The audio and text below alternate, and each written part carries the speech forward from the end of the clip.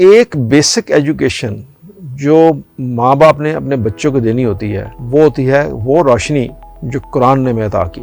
اگر آپ اپنے بچوں کو قرآنی روشنی سے روشناس کرائیں اور ان کو بتائیں کہ اسلام کیا کہتا ہے، ماں باپ کے حقوق کیا ہیں، زندگی کو کیسے گزارنا چاہیے، یہ ایک اور پہلو ہے جو ویسٹ میں نہیں ہے۔ دوسری اخلاقی چیزیں تو ٹھیک ہیں، وہ بتا رہے ہیں بچوں کو، یہ پہلو وہ نہیں بتا رہے۔ تو اس لیے وہاں جب بچے جوان ہوتے ہیں تو ماں باپ کو چھوڑ جاتے ہیں، وہ الگ رہتے ہیں، وہ الگ رہتے ہیں، اور اس کے بعد وہ اولڈ ہومز میں اور بچے اپنی سفر شروع کر دیتے ہیں۔ ہمارے ہاں جو خاندانی نظام ہے، تو اسلام میں ایک خاندانی نظام ہے۔ یہ انسان جو اسلام اپنے بچوں کو والدین کے ساتھ جس طرح کا سلوک کرنے کا کہتا ہے کہ ہمیں وہ تربیت اپنے بچوں کو دینی ہے۔ اور اگر ہمارے یہاں اولڈ ہومز خاصے کم ہیں یورپ کے مقابلے میں، تو اس کے پیچھے بھی قرآن کی تعلیم کا حصہ ہے، کہ وہی ہے جو وہ ہمیں اس چیز سے روشناس کرا سکتا ہے کہ اسلام کیا کہتا ہے والدین کے بارے میں۔